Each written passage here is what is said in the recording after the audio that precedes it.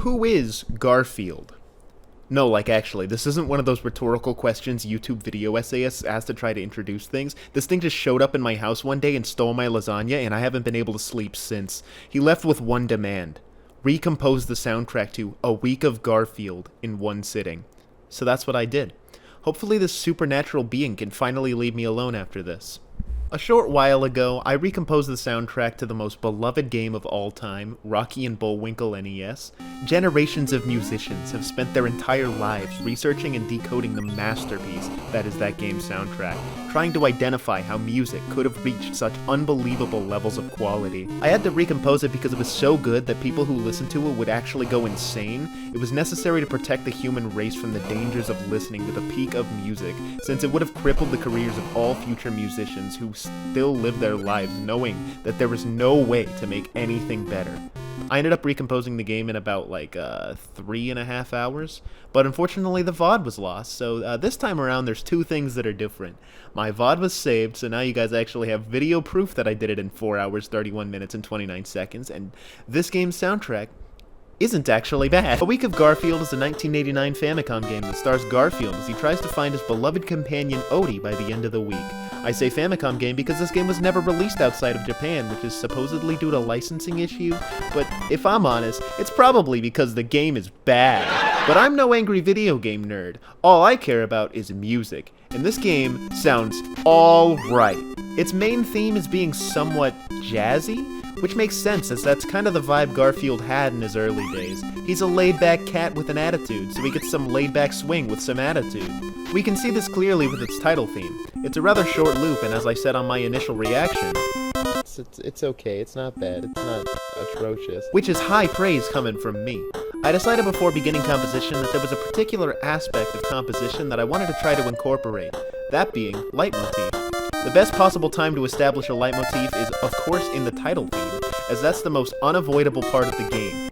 If you decided to tempt God and put this cartridge in your console, this song was going to invade your ears no matter what you tried to do to stop it. There was no escaping Garfield and the week that was named after him. So what leitmotif did I use exactly? What's more Garfield than the Garfield Show? But before figuring out how to incorporate the leitmotif into the song, I needed a bass pattern to keep me on track. I listened to the bass pattern of the original song and said, that's good enough, so I just played it by memory, which thankfully meant I wasn't at all faithful to it. I basically took the bass phrase I had, then recontextualized it as a blues progression, and then I was ready to move on to the melody. After playing around for a bit, I became so satisfied with a C major scale walk-up that, despite it being lazy, I kept it in, for the sake of speed. I kept notes mostly on the offbeats because it clashed well with the percussion, giving it a nice jazzy syncopation. Once I had the main melody done, I slapped together a counter melody based on the leitmotif, and then I considered myself done. This is for the speed run, Garfield. I hope you're happy. The original level start jingle is pretty nice. It's a great jingle that makes me happy. But this game is bad, so I have to replace happy with an absence of emotion. I decided to make this one measure long, and then I was lucky enough to realize, hey, I can just use the leitmotif and then move on. Somehow that still managed to take me 14 minutes. So for my next speedrun attempt, this will be much faster because I won't spend 8 minutes trying to figure out how to make a good sounding instrument for the very first time in my life.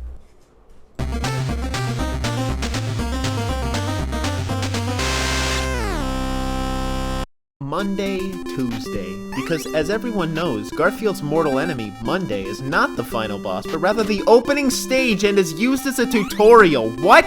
This stage takes place inside of John's very yellow house. There's some food, there's some spiders, it's slow, but it's relaxing.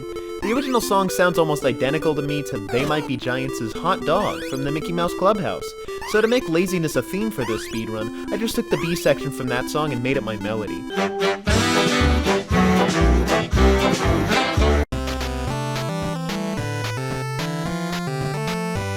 After the melody was done, I made what I thought would be a fitting and jazzy bass line, so I took the bass line from Phineas and Ferb's My Sweet Ride and then changed it so that it worked in the key. For my second Square channel, I had it harmonize with the bass line as well as include the leitmotif, and with that, I was certainly done. But then I decided to game throw my own speedrun and add a B section, just for the hell of it. The B section was mostly just me messing around with less rhythmically busy series of notes that would act in place of chords, since the NES Sans Undertale? Since the NES sound chip can't handle full chords. I decided that the best place for the leitmotif was here, as a contrast to the chords that recontextualize the repeated bass line. I wrote this script like 5 months ago, and I no longer know what that paragraph even means, but it sounds smart, so I'm leaving it in. Very little of the composition was based off of John's Yellow House. It was more so based off of the original song and the vague idea that this should be an uplifting song to excite players for their upcoming journey. I know I'm hyping this song up a lot using my big boy music terminology, but I really just plagiarized 3 songs and got away with it. Wednesday, Thursday. I started in a place of fear, knowing that I got 2 songs done in an hour and a half, because at that pace, I was gonna take 6 hours or more. Thankfully, the loop for this one was pretty short, so I didn't have to make an 8-measure looping plagiaristic odyssey complete with a B section and solo like the first time. This level starts with Garfield in what looks like a church, which scared the hell out of me both because I hate church music and because I'm pretty sure Garfield was the Antichrist. But then I realized that this was basically a Night on the Town kind of level, which helped me quite a bit with musical theming, thanks to Frank Sinatra's New York, New York and Mario Odyssey's Jump Up Superstar, both pretty jazzy songs that I would associate Garfield with. I started with a descending bass line, which was going to be contrasted with an ascending melody, so that it gives neither the impression of impending doom nor complete comfort. Later in the song I turned it into a round, which made me happy because I love rounds. However, since it's still early, I contrasted this leisurely style with a swing pattern of 8th notes that sound chipper, and eventually lead into a slight change in the percussion pattern to a more upbeat swing pattern to inhibit excitement. Are you excited? It's a week of Garfield, you better be excited! For once in my life, looking back, I don't see a song where I stole any ideas. Things just kind of fell into place and, they were made up on the spot. I kind of like it. If there's one thing that's really fun about impromptu compositions, it's the fact that ideas can sometimes come out of nowhere. One image can be all that it takes for you to get a vibe and just build on it until it goes somewhere crazy. But because I liked it so much, it of course led me to add yet another B section, because I'm forfeiting this speed run. I repeated the bass line and the chipper 8th notes and made it a very simple major scale bass solo, followed by an interval that I grew obsessed with, ending with what reminded me of a bit of a fast-paced trombone solo.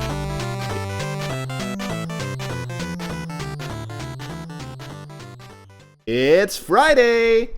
This one I'm going crazy with, because I don't know what this could possibly be. Friday. They used the jazz thing again. I don't know what it is with Garfield and swing, but I feel like it's a match made in heaven, so I don't want to have to do another swing song, but I do have to do another swing song. It's another downtown thing, are you kidding me? If it's gonna be a jazz, it's gonna be a scary jazz, alright? Couldn't have said it better myself, live streaming me. Because I decided that this was a low energy game, I decided to make this scary jazz menacing and intense. But I think by the end of it, I lost the jazz aspect of it entirely. I started with the bass line, but I shook it up by putting it entirely on the Square channel. I literally entirely accidentally plagiarized Haunted by Laura Lest. I swear I wasn't even trying to, but even down to the fact that they were both using a raw square lead as the bass line. Alright, I'm sorry. When I was writing it, I swear I was thinking of Kirby soundtracks. To differentiate the 2 songs and, more importantly, make it scary jazz like I was trying from the start, I made it swing. But because it was still sounding too menacing, I added a more optimistic sounding B section. It ended up sounding really natural.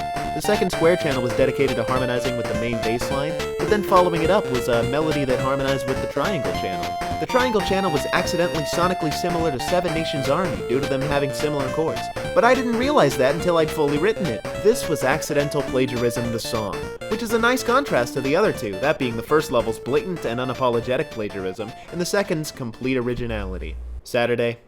I got a little scared because this was upbeat and happy in a way that wasn't swing. It was a forest, which doesn't sound so upbeat, but I also thought it sounded a bit like classical music, like they straight up sampled one of those famous Mozart songs, and it just had insane drums. Like, what the hell was that? I was completely lost. The first thing I did was go for a pretty happy bass line that's fast. It was repetitive and triplet based. To contrast that was the best percussion track I've ever written. The little hi-hat triplets make me so happy. With the bass and drums down, sounding like a Tom and Jerry theme, I was ready to begin the melody. Except no, I wasn't. I don't like this song. I literally just made a bunch of notes and then made the other Square channel a major scale walk-up. This is literally the worst thing I've ever written, and I knew it even then. It sounded like an invincibility theme, except I had to make another one of those later. But I got so far I couldn't turn back. This was a speed run after all. So in order to make up for this absolutely sinful creation, I made a B section that was slightly less chipper and sounded much better. I decided to be super lazy but also annoying, so I copied and pasted it and then made one more section where the noise sections harmonized with each other, and it sounded fine. Sunday, Sunday, Sunday. Actually, it's just one Sunday. Sorry, I lied. The original song sounded pretty good and reminded me vaguely of Mega Man, so that gave me the nerve to call it metal. It's not. I like this song, but I think the background triangle part is annoying. The background of this stage is just brick buildings, so instead of using them for inspiration, I just decided that this is a final level. It's gotta sound like metal. So that's what I did. To try to make it quote-unquote metal, I just made my typical triplet drum pattern and just made it the default tempo because I'm lazy. As a counter to the bass line, I used a second channel as a slight harmonization, somewhat inspired by Bloody Tears, mixed with a bit of Friday Night Funkin' because I swear to God, originality is a myth. I was originally going to mirror the Bloody Tears square with the triangle, but after realizing I was morally opposed to doing that, I don't remember why, I instead made my own melody, which accidentally sounded like the OKKO theme. Are you kidding? I also made a B section and a solo, but I don't have anything to say about them, and I don't think I said anything on stream for the entire time I was doing it, so this was somehow second nature for me, I guess. Invincibility! This song was hyper, and I didn't like it, so I made a song that was hyper that I did not like. It ended up sounding exactly perfect. Not good, but perfect. What represents invincibility in a video game more than random notes being played really fast? Game over! I said the original Game Over theme was in a major key, which is actually incorrect, so I'd like to formally apologize for that. That said, all I did here was take the leitmotif and made it even sadder sounding.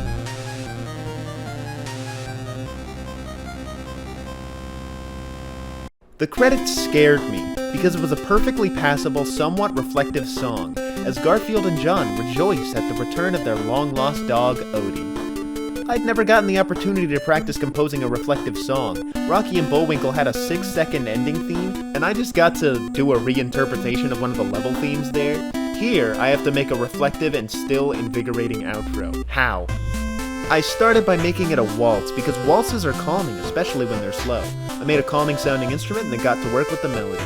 Somehow, while being inspired by Kirby, I immediately stumbled across a really good melody that I would keep for the rest of the composition process. A nice little happy accident, if you will. It paired really well with the Owl City Fireflies sounding triangle pattern. I also made the melody change somewhat to sound a bit like Interstate Love Song by Stone Temple Pilots, and then made a little round of the opening melody. For a second square channel, I put the life motif back in to come full circle, and oh my god, this was the highlight of the OST for me. As a guy who typically makes metal and specifically chose this leitmotif so that it would work for any potential metal songs that I would come up with, it was so unbelievably satisfying having it work in a somewhat somber song like this. A good enough melody can transcend any key or tone, and that's what I think makes composing with leitmotifs so interesting. Recontextualizing a single melody throughout multiple tracks might seem lazy to some, and it definitely is, but isn't that taking Garfield's lifestyle to heart? Laziness and creativity are not mutually exclusive things. Throughout this project, in order to get it done as fast as possible for my speed run, I cut corners and used a leitmotif to carry my lackluster compositions.